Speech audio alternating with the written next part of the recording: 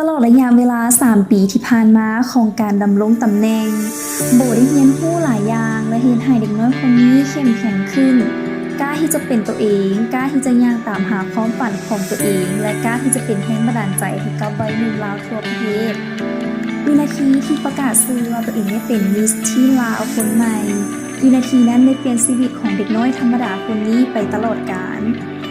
ขอบใจไอตาและทีมงาน78 Television สำหรับทุกอย่างที่คอยอยู่เคียงข้างคอยซัพพอร์ตลูกสาวคนนี้ในทุกๆเส้นทางที่สวยงามและคอยบอกสอนให้เด็กน้อยคนนี้เป็นคนที่เก่งและเข้มแข็งขึ้นพร้อมรับทุกสถานการณ์ขอบใจพ่อเพชรและเอ้ยมินนี่ที่เชื่อมั่นในตัวเด็กน้อยคนนี้เสมอทุกคำเว้าทุกคำบอกสอนที่มีความหมายและมีพลังสำหรับลูกสาวคนนี้ลูกสาวคนนี้จะเก็บไว้อยู่ในใจเสมอขอขอบใจจากหัวใจขอบใจทีมสร้างแต่งหน้าทุกคนเมมโมรี่ไอเดียที่คอยดูแลโบตลอดมาและทุกห้องเสื้อที่ทุกคนคอยมีและมีความงามจะดูแลความพร้อมให้โบตลอดระยะเวลาการปฏิบัติภารกิจ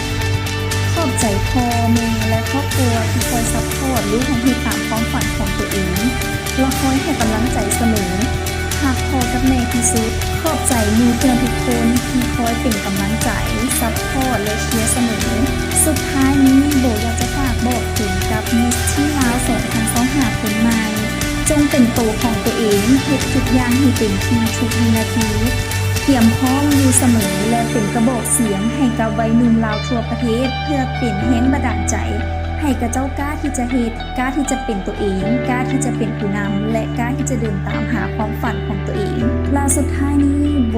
จะขอเก็บเอาคำบอกสอนของทุกคนที่โบฮักมาเก็บไว้ในใจเสมอตลอดไป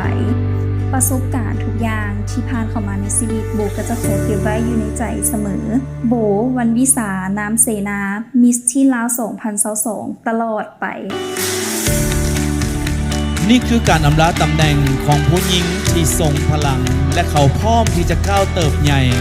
ไปในเส้นทางของเขาส่งเสียงให้กำลังใจเขา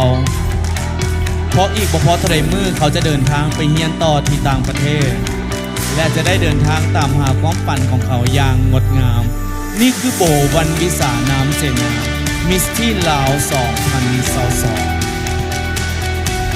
งดงามที่สุดขอบใจกับทุกการเดินทางที่งดงามและนี่คือความทรงจำที่ดี We love you